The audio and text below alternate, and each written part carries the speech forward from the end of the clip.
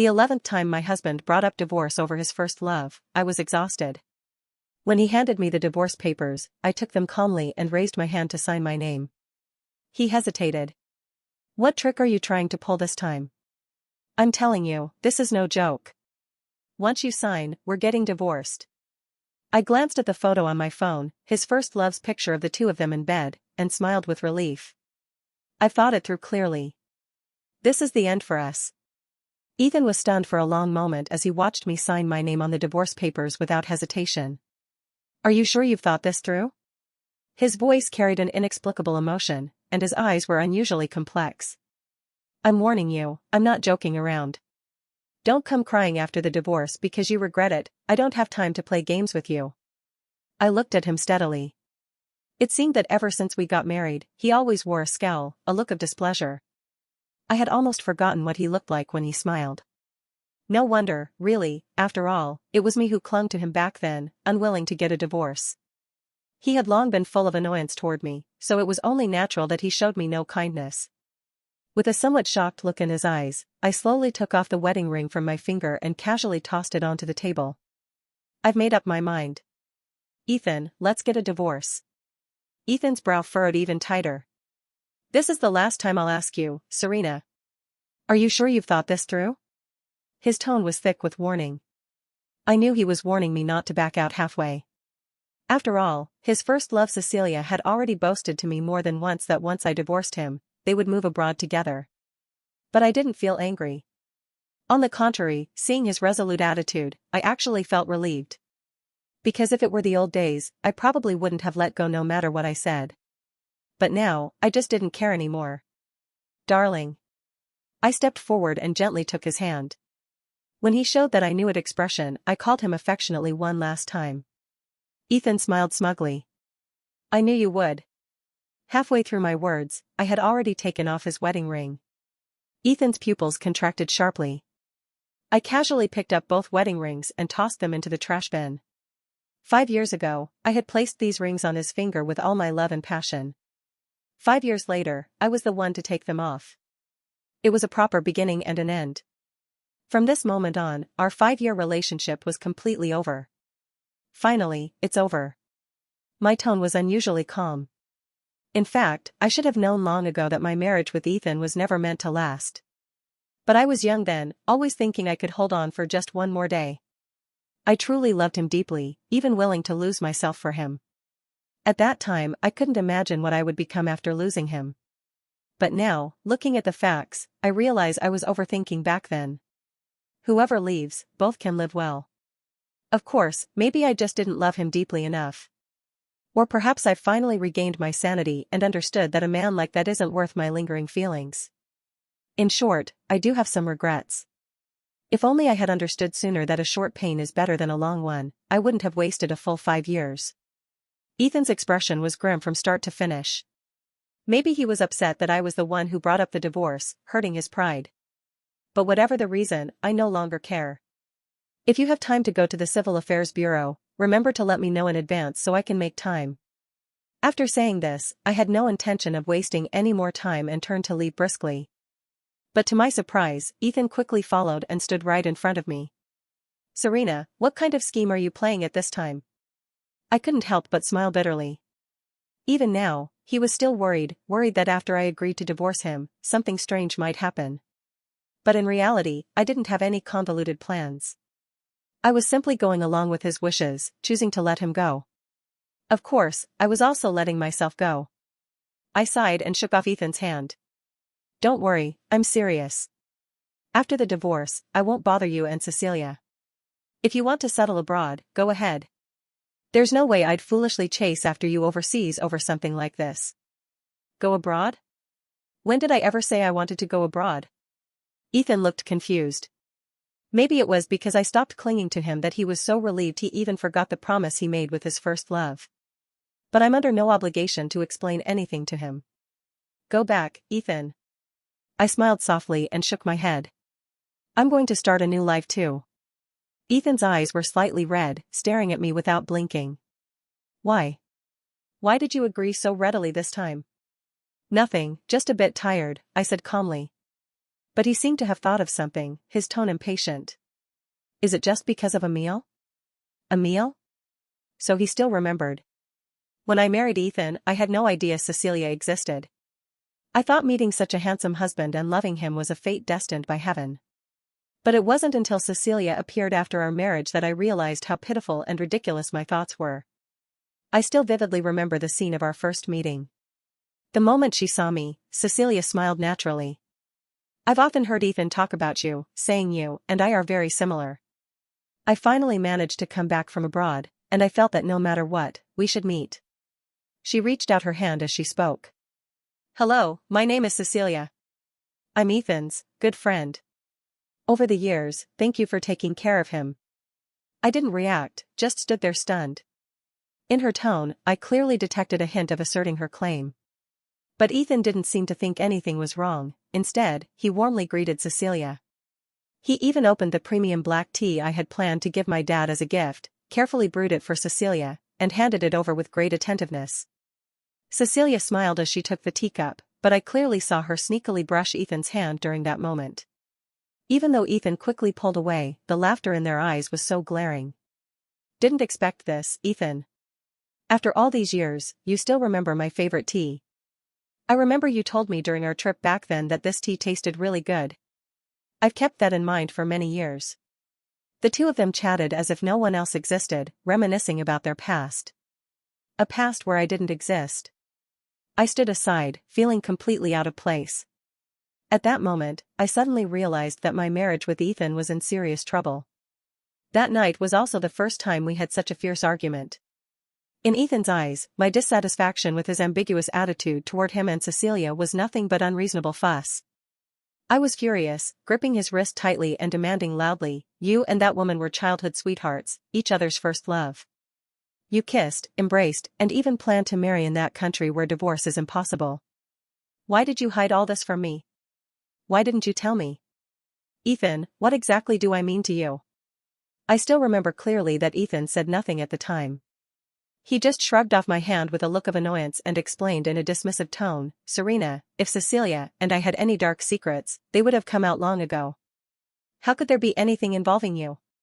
You're not a child anymore, can't you be a little more open-minded? Even now, he still thinks that way. Otherwise, he wouldn't have said something as trivial as it being just about a meal. But if it weren't for that meal, I don't think Ethan would have repeatedly asked for a divorce. What right do they have? Clearly, I am the victim here. That day was our wedding anniversary.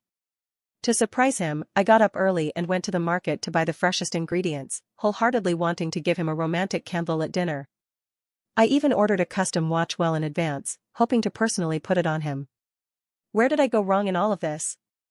I was busy running around to surprise him, my heart full of anticipation.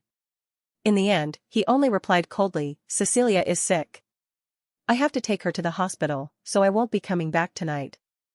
A whole day of preparation, all turned to nothing.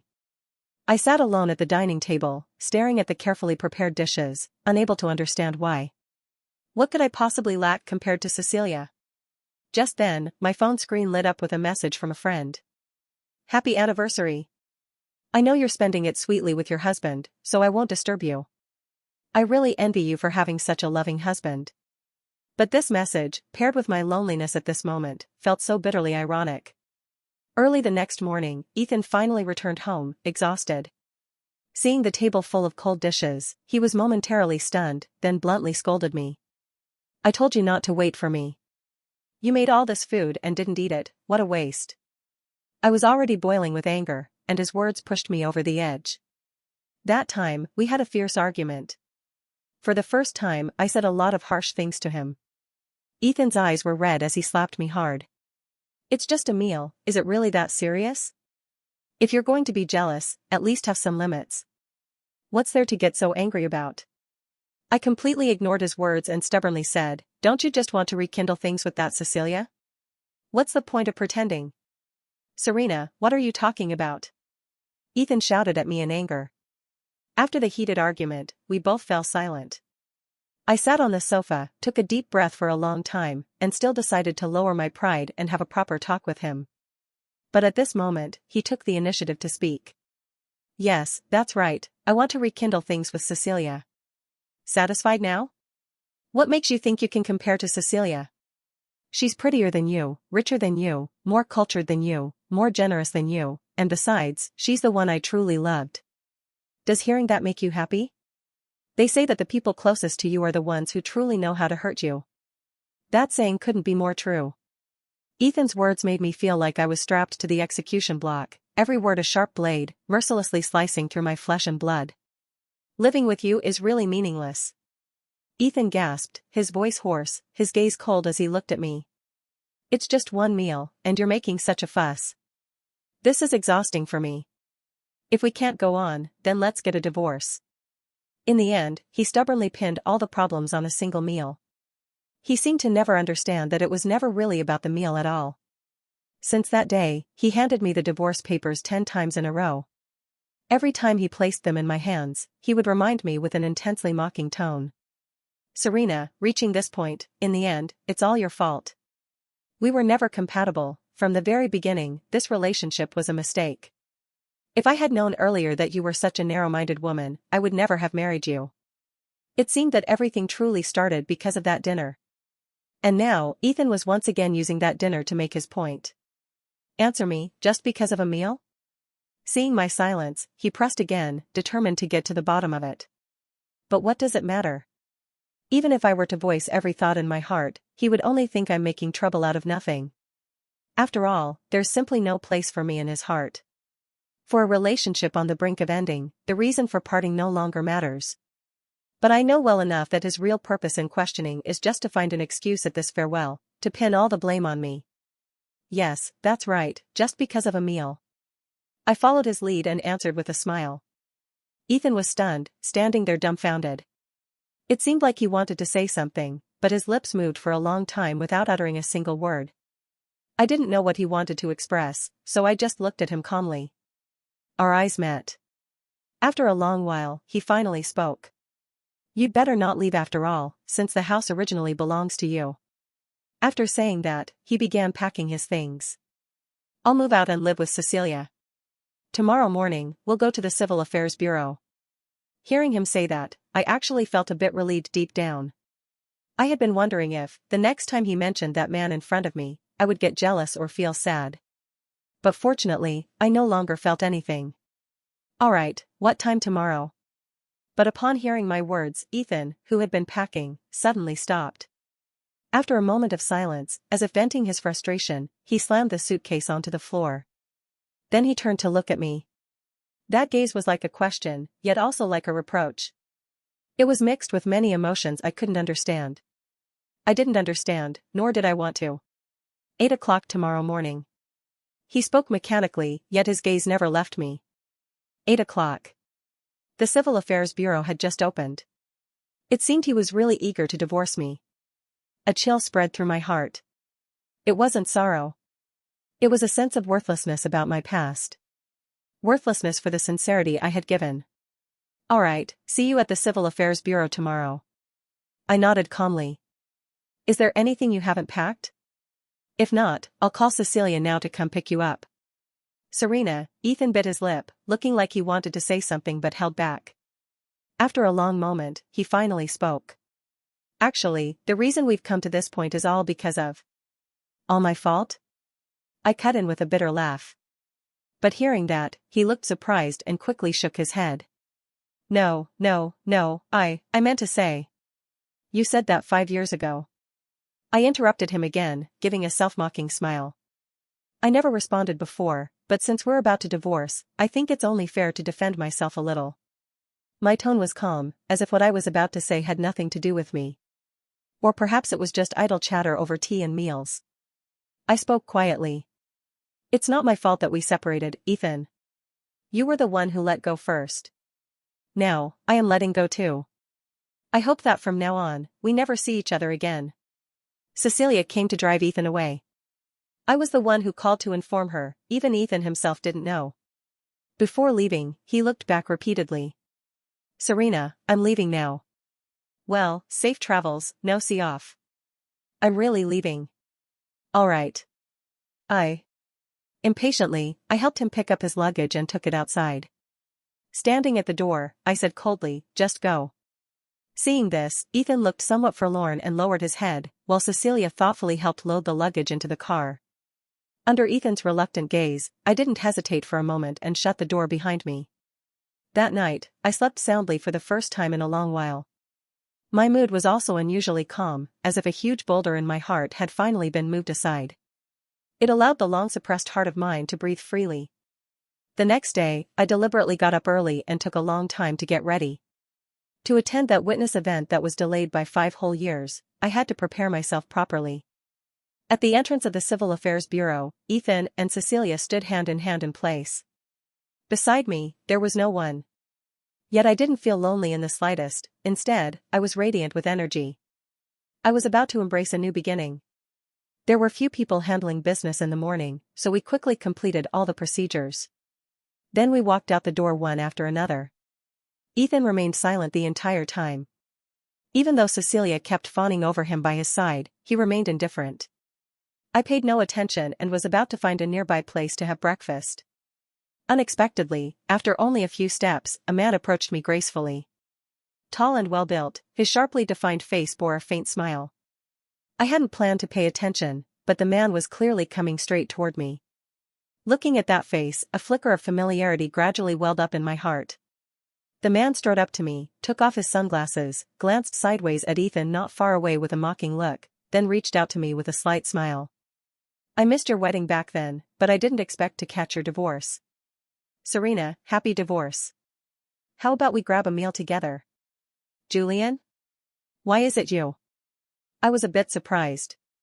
Thinking carefully, it had been many years since I last saw him. The last time was 5 years ago, on my wedding day. The night before the wedding, my good friend called me and said Julian was drunk out of his mind at the restaurant we often go to. I asked him why he was drinking so much. There was a pause on the other end, then Julian's drunken voice came through. "Congratulations on your wedding, Serena." I frowned and asked, "How did you end up drinking like this? Can you still get up tomorrow to be the best man?" There was silence on the other end. After a long while, he mumbled, "Hearing about your wedding made me happy. I was happy, so why can't I have a drink?" His voice sounded strange, somewhat silent, as if he had a cold. I sighed. "Even if you're happy, you shouldn't drink like this, it's bad for your health." "If you're happy, then I'm happy too. You're getting married." His voice grew weaker and weaker.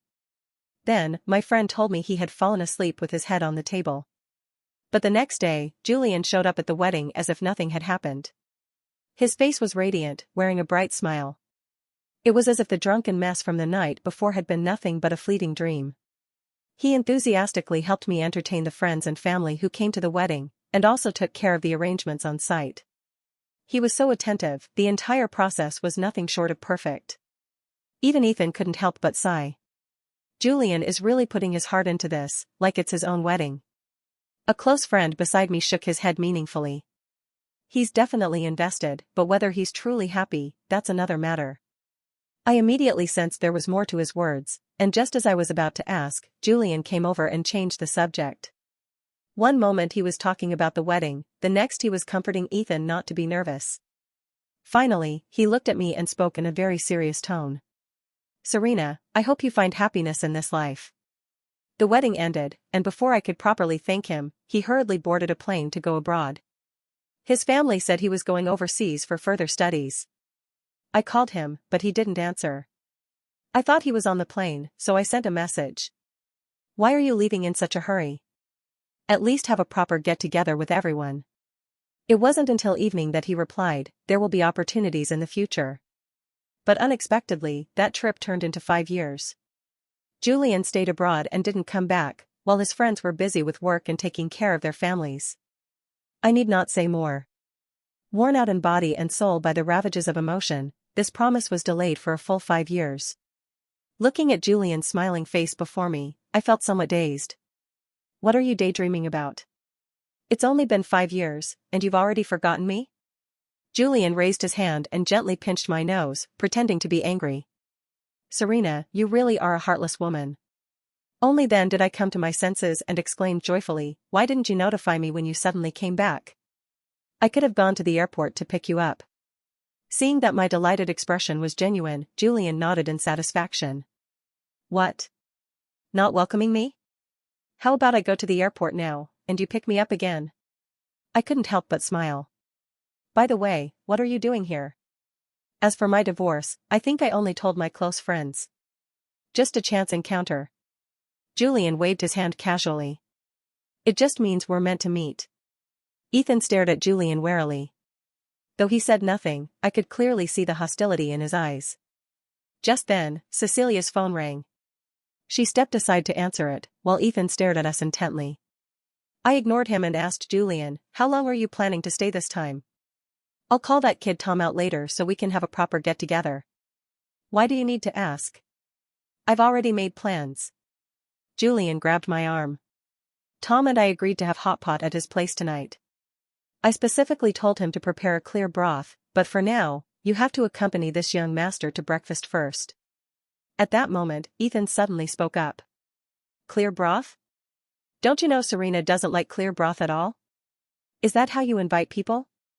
The surroundings instantly fell silent. Julian and I both turned our heads to look at him, and even Cecilia, who was not far away taking a call, heard the voice and occasionally glanced over in our direction. Ethan felt a bit embarrassed and quickly turned his head away, avoiding my gaze. But Julian had no intention of letting him off. He sneered coldly and said, "You've got a lot of free time, huh? Already divorced, yet still bossing others around. Mr. Ethan, who do you think you are?" His sarcastic words, combined with a mocking tone, made Ethan's face darken instantly. He gritted his teeth and snorted coldly, "It's still 30 days before we can get the divorce certificate. We're not divorced yet. Serena is still my wife." Ethan's words weren't without reason. But does it really make a difference whether it's 30 days earlier or later? He himself clearly said so during our previous arguments. "Who do you think you are?" If it weren't for the hassle of the divorce procedures, I would have already run away with Cecilia. Logically, he should be even more eager than I am to get the divorce certificate as soon as possible, right? "Oh? Judging by what you're saying, you don't want a divorce anymore? Didn't you even ask the person you called if she agrees?" Julian stood in front of me, his tone dripping with disdain. Ridiculous to the extreme. "What, you don't want a divorce so you can keep eating and taking for free? We're all men here, what's with the act of deep affection in front of me? Even dogs would shake their heads at you." Julian's sharp tongue was as biting as ever. I had warned him before not to be so blunt. But he never cared. "I only curse those who deserve it." Tom often shook his head helplessly. "Living without any restraint must be nice. If I cursed someone like that, I'd probably have been beaten up by now." I didn't expect that after 5 years, his foul mouth would remain unchanged. After cursing, Julian cautiously stole a glance at me. But instead of feeling any discomfort, I actually smiled. Who said women have to tolerate men without limits? Who said women must be magnanimous about everything? In this failed marriage, I've tried to stay rational as much as possible. But I'm exhausted. All these chains have bound me. Now that someone finally stands up and vents on my behalf, I'm more than happy. How could I blame him? Just then, Cecilia walked over. She had clearly overheard our conversation, but she wore a calm expression and chose to ignore it completely. "Sorry, Ethan, something came up at my company, so I won't be seeing you off today." Her tone was calm, without a trace of emotion. "What did you say?" Ethan looked at Cecilia in disbelief. But Cecilia didn't even spare him a glance, she just turned and ran off. TSK, your wife dumped you, and now your mistress has run off too." "Poor guy," Julian said, shaking his head with a mocking tone. Ethan's cheeks flushed with anger. I had never seen him look so disheveled and defeated. He had always been the one to embarrass me, throwing tantrums without regard for the occasion, even pointing fingers at my elders during family gatherings. And as for saving face in front of friends, impossible. But for 5 years, I never uttered a single complaint. Now, I no longer need to cater to his feelings. "Julian, don't think I don't know what you're thinking."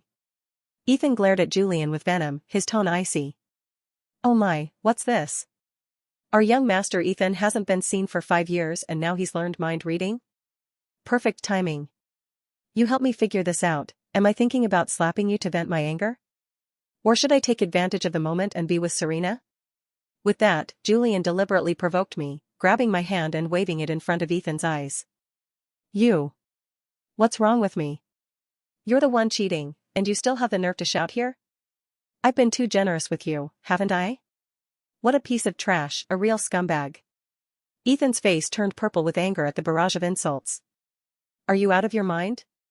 I immediately snapped coldly. You can say what you want, but Ethan, didn't your parents ever teach you any manners?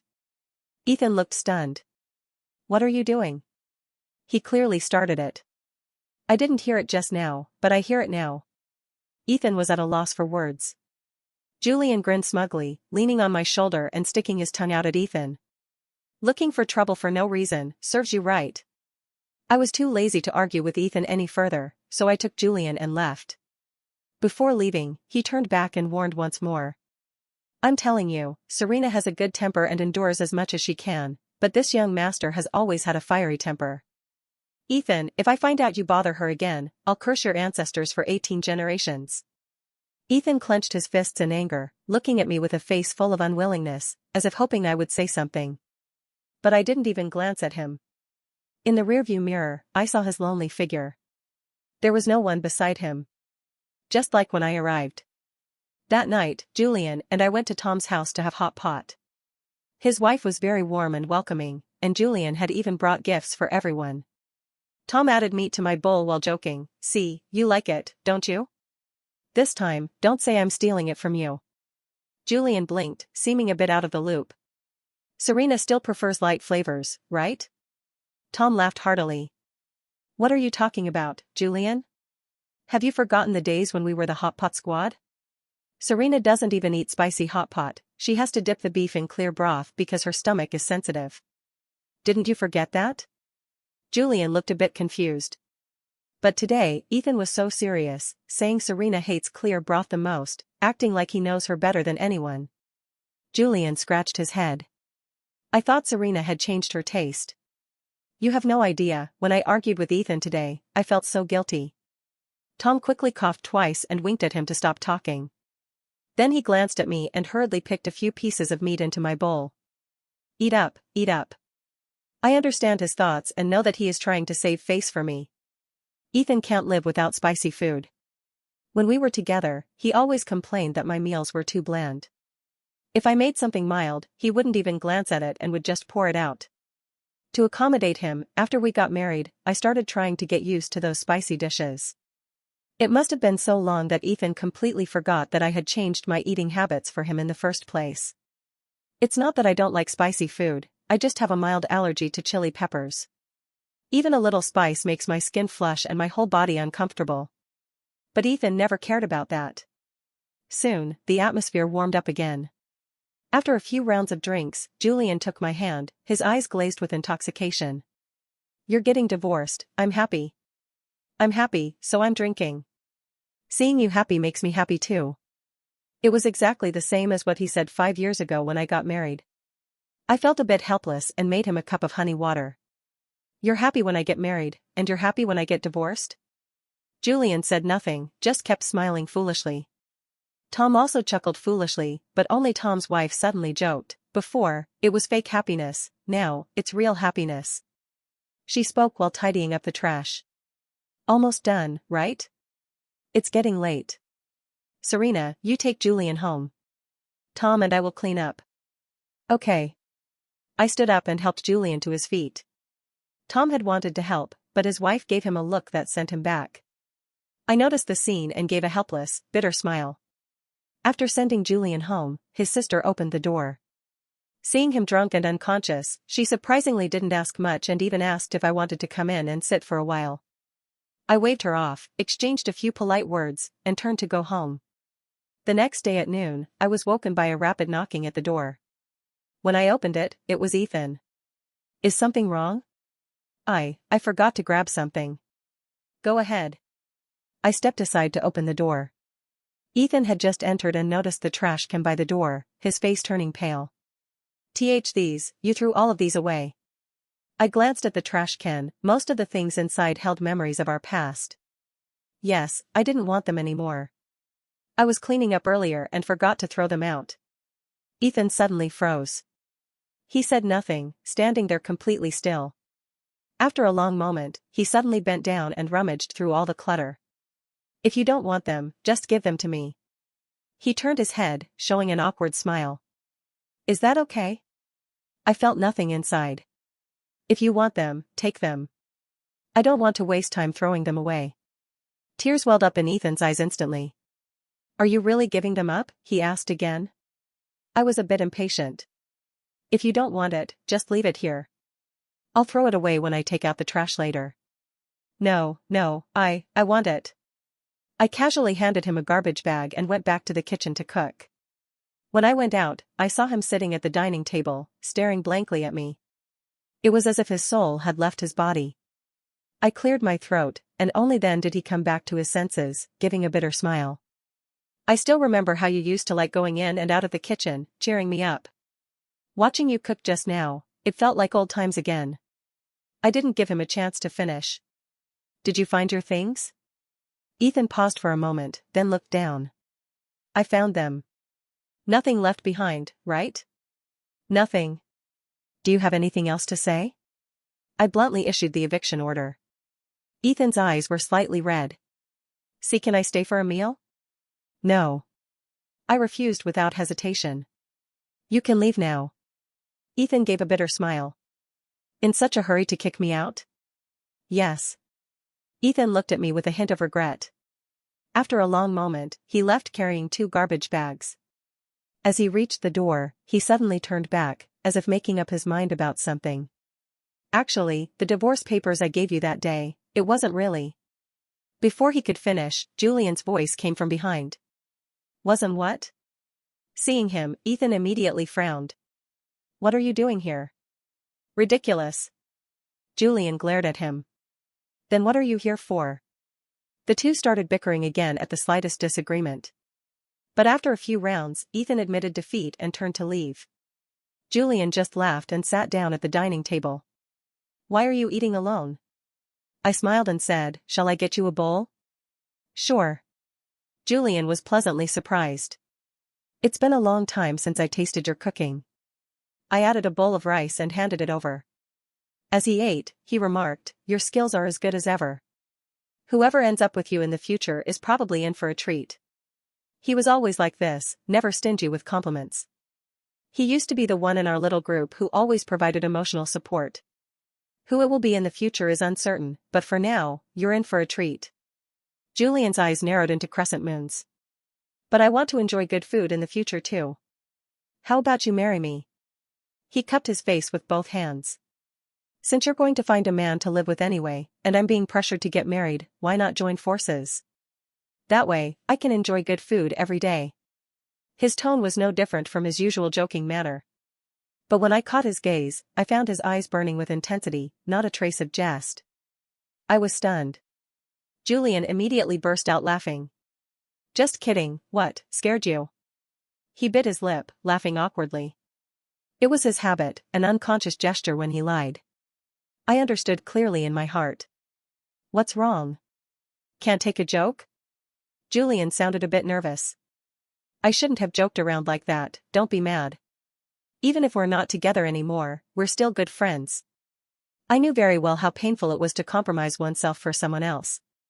Julian's smile remained unchanged. But I noticed his reddened eyes. I changed the subject. Tell me about your 5 years abroad. He stared at me for a long moment before nodding. All right. We talked for a long time, from sunrise to sunset, without growing tired. Night fell, and I saw him off. Then I sat alone on the sofa. I didn't know how to respond to what he said during the day. I also didn't know how I would interact with him from now on. Julian is a good man. But I can't just jump into a new relationship right after ending another. That night, I stayed awake the entire time. In the following days, perhaps to avoid awkwardness, Julian didn't bring up what happened that day again, and I tacitly pretended it never happened. Soon, the 30-day cooling-off period ended, and Ethan and I went to the Civil Affairs Bureau to get our marriage certificate. Before entering, Ethan suddenly called out to me. Serena, don't you have something you want to say to me? His eyes were full of hope. As long as you say it now. Hurry up. I cut him off. The sooner this is over, the better. I have dinner with Julian and Tom later. Hearing Julian's name, Ethan's expression instantly darkened. Julian again? What's wrong? I retorted. Ethan frowned. Did you get a divorce for him? I smiled. Don't forget, it was you who brought up the divorce. I was just impulsive. Impulsive? I shook my head. I didn't want to dig deeper.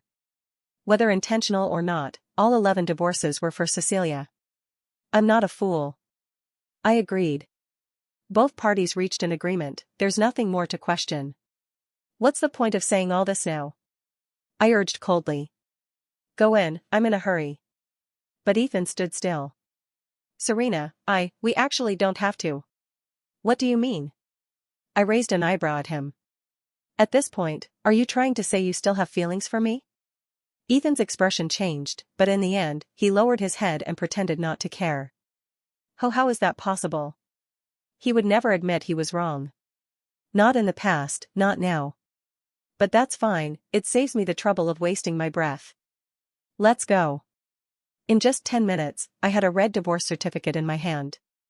From that moment on, Ethan and I were completely done. Just before leaving, he suddenly called out to me. If I hadn't given you the divorce papers, I would still divorce you, I finished his sentence. Ethan hesitated.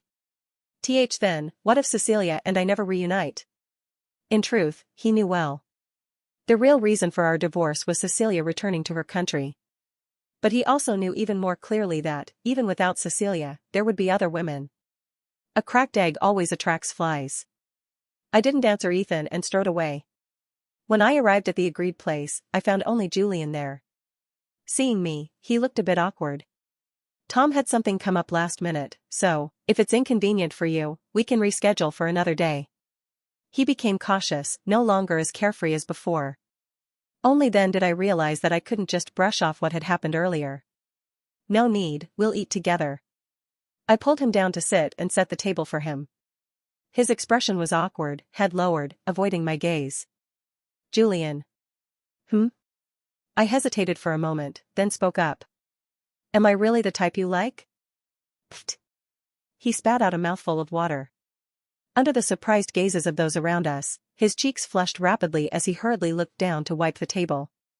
What nonsense are you talking about? I quickly waved my hand. I didn't mean it like that. Julian paused. Then what do you mean? You like me, don't you? A long time passed. Julian suddenly pulled out his phone. Tom, come quickly, Serena seems to be having a mental breakdown. I snatched the phone away.